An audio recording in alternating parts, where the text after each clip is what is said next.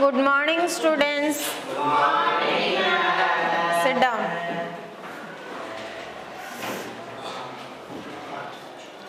Today we are going to start a new topic, that is laws of motion. First of all, tell me, what do you mean by force? What do you mean by force? Push or pull acting on a body.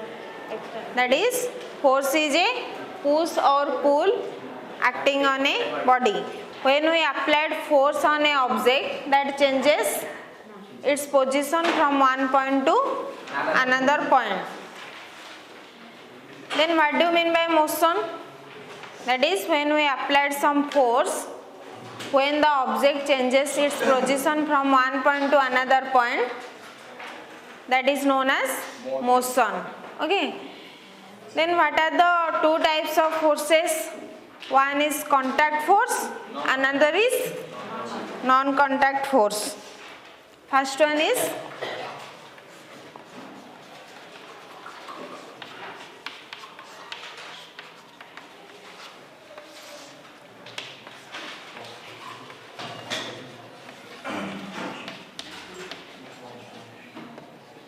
what do you mean by contact force?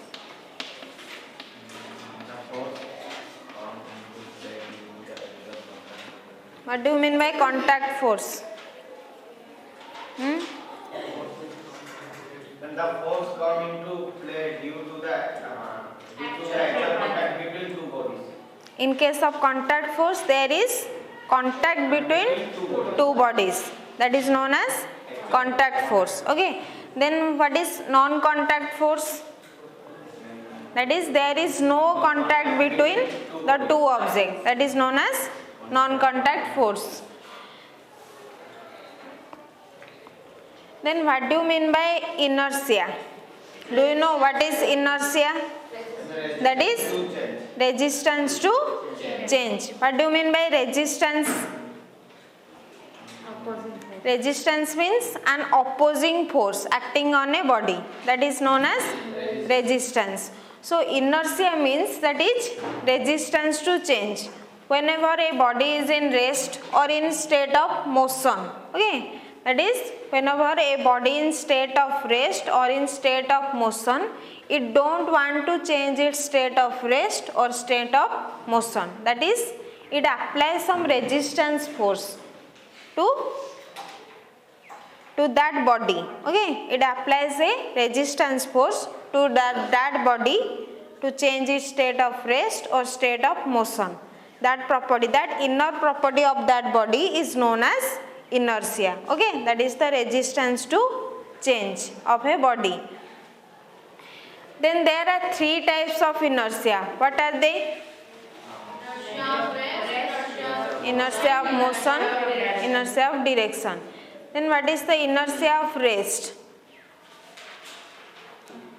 It is defined as a tendency of a body to remain in the position of rest. Inertia of rest means if a body is in state of rest, it wants to take in that state of rest. It don't want to change its place from that rest position. Okay, this is known as inertia of rest. Give an example of inertia of rest.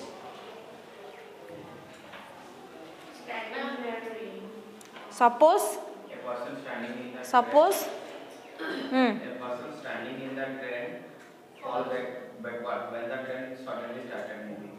Suppose a person is standing in a train. That is, he is in rest position. When he is standing in a train, that is, he is in rest position, he is not moving. When the bus driver or truck driver suddenly starts that train, what happens? When you are traveling in a train, you are standing in a train. That is, you are in rest position. When suddenly the bus or truck driver starts that train, what happens to you? You fall backward. Why? Because why? Why you fall backward? Because your body is in rest position, your body don't want to move in motion. So while the truck or bus starts moving, but your body is in rest position. Okay, your body applies a resistance force towards this motion. Okay, that resistance force is known as inertia of rest. So we fall backward due to that resistance of change. Okay, that is known as inertia of rest. Then what is inertia of motion?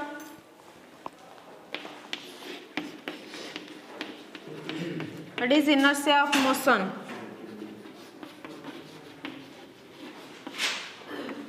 The tendency of a body to remain in the state of motion. That is, if a body is in state of motion, it don't wants to stay in state of rest. It wants to always in moving position. Okay, wants to move in motion.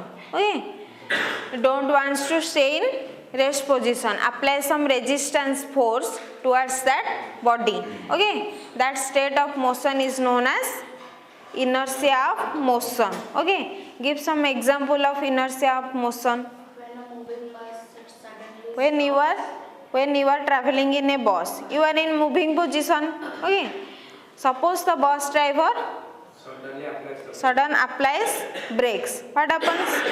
The bus stops here. The bus is in moving position. When the bus driver applies brakes, the bus stops, but you are in motion. Your body is in motion. Your body don't want to stay in state of rest. Okay, your body applies a force, that is inertia of motion, to resist that force. Okay, that resistance of force is known as inertia of motion. Why? Because your body wants to stay in state of motion. Okay, then third one is inertia of direction.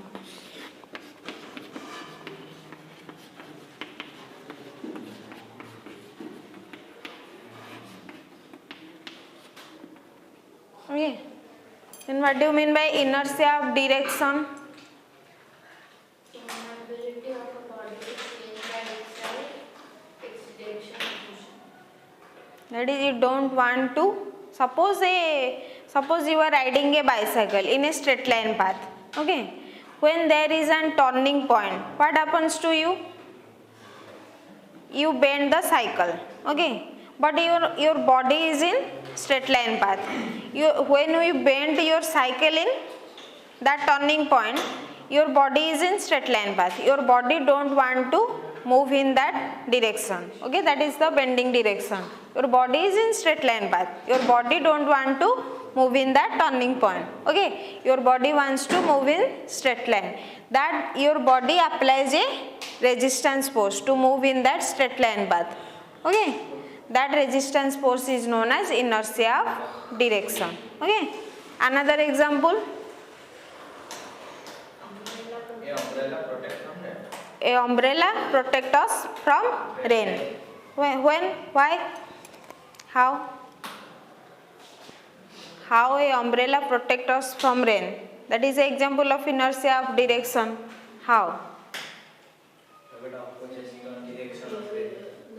Opposes the direction. When the direction of rain is in tangential direction, your umbrella is in opposite to that tangential direction. That is the resistance to that direction of rain. Okay, so we apply here a inertia of direction. Okay,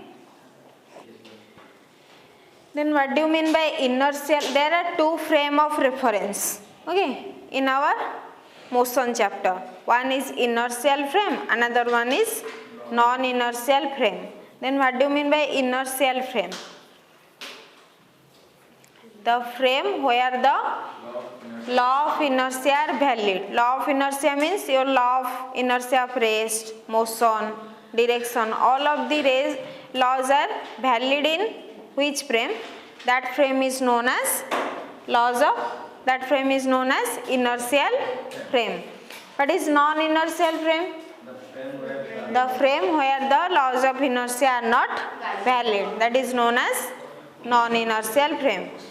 Then what do you mean by what are the laws of motion? Okay, we study the laws of, there are 3 laws of motion. These 3 laws of motion are discovered by our scientist Newton. Okay, so these 3 laws of motion are also known as Newton's laws of motion. Okay, that is the Newton's first law, second law and third law.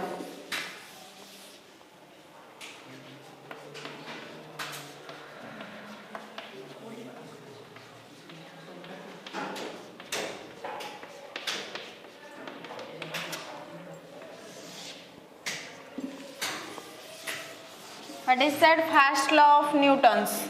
First law of Newton's laws of motion. What is the Newton's first law of motion? It gives the qualitative definition of our quantity, that is force, F. It gives the qualitative definition. First law gives the qualitative definition. What is that qualitative definition? Whenever a body is in state of rest or in state of motion, it continues its state of rest or in state of motion until and unless an external force is applied on it. Okay, when we don't apply any external force to that body, it does not change its position. That is, whenever a body is in state of rest, it don't want to move in state of motion. When a body is in state of motion, it don't want to take a position of rest. Whenever we don't apply some external force. Okay, that is the Newton's first law. Okay, this law is similar to that law of inertia. Okay, inertia also says that whenever, that is the resistance to change. Okay, whenever a body is in state, it don't want to move in motion. Whenever a body in state of motion, it don't want to take the position of rest. Okay, this Newton's first law is similar to the laws of inertia. That's why we call the Newton's first law as the law of inertia. First law is similar to law of inertia. Okay, first law is the qualitative definition. It gives the qualitative definition of force.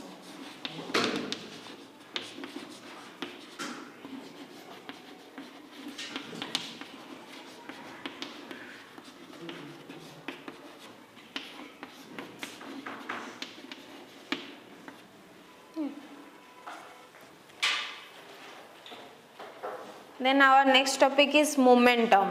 What do you mean by momentum?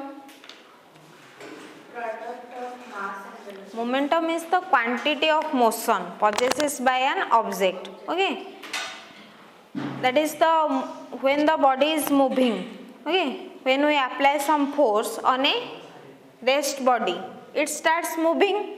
Then the quantity of motion present in that body is known as momentum. Okay, then the mathematical expression for momentum is mv, that is the product of mass and velocity.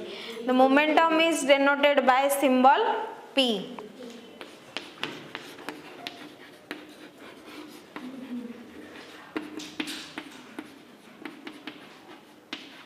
That is mass into velocity. Okay, momentum is a scalar quantity or vector quantity?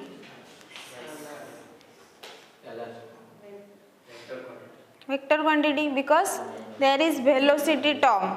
There is mass into product of mass into velocity. Velocity is a vector quantity. So momentum is also a vector quantity. Then what is the unit of momentum? That is the product of mass into velocity. What is the unit of mass? What is the unit? Kg. Then what is the unit of velocity? That is meter per second. Then what is the unit of momentum? Kg meter per second. Okay, that is the unit of momentum. Okay.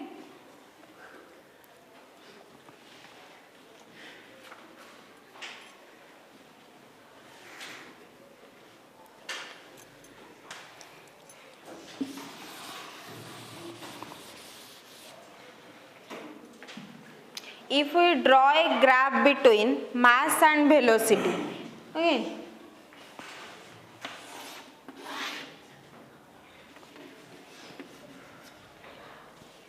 if we draw a graph between mass and velocity, that is mass is taken in x axis and velocity is taken in y axis, then what is the graph of momentum in that graph? That is a decreasing curve. Okay, when we draw a graph between mass and velocity, we got a momentum curve, that is a decreasing curve, that is P. Okay, that is P curve. Okay,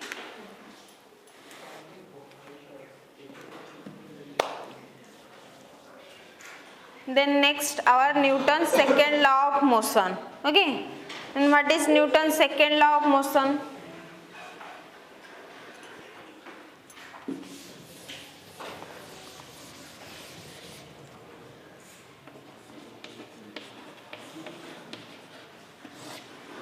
That is Newton's second law of motion. Newton's second law of motion gives the quantitative definition of force. Okay, what is that quantitative definition? That is the rate of change of momentum. What do you mean by rate of change? Rate of change of momentum. You know momentum is equal to P. Then rate of change of momentum, that is dP by dt. That is the rate of change of momentum is directly proportional to applied external force, that is F. Okay, that gives the quantitative definition of force. Okay, here F is directly proportional to dP by dt. Here P is the momentum, we know P equal to mv. Put it, F equal to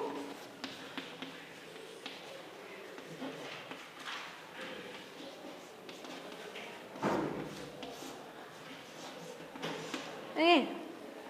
When we remove the proportionality symbol, we add a equality symbol by adding a constant term, that is F equal to K d mv by dt. Here m is constant and v is variable term, so we remove that m term, constant term. That is F equal to Km dV by dt. What is dV by dt? dV by dt is equal to acceleration, that is the rate of change of velocity. F is equal to Kma, that is acceleration. Okay, when we put K, that the proportionality constant. Here K is the proportionality constant.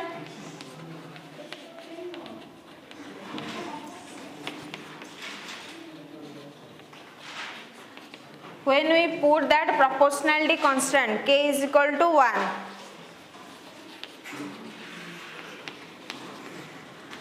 Your F is equal to Ma.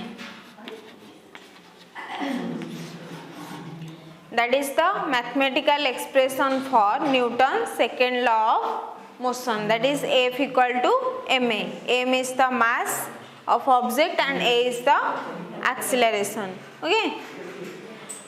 Then what is the definition of, what is the SI unit of force? What is the SI unit of force? Newton. But according to that mathematical expression, what is the unit of force? What is the unit of mass? kg meter per second square. That is 1 Newton is equal to 1 kg meter per second square. Okay. That second law gives the quantitative definition of force. That is F equal to ma. That is the quantitative definition. Okay.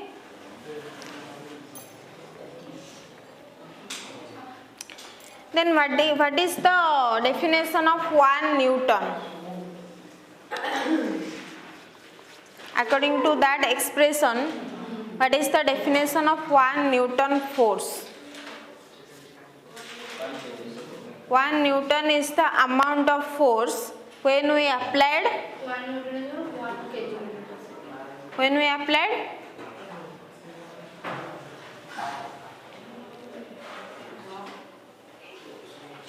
what is 1 Newton?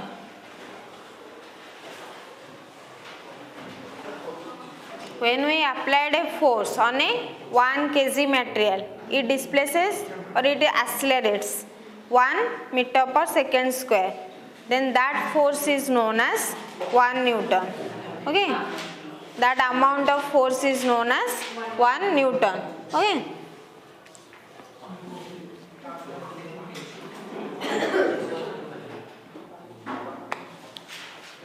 You have to remember the first law, second law, momentum and inertia, 3 stages of inertia, that is inertia of rest, motion or direction. Okay?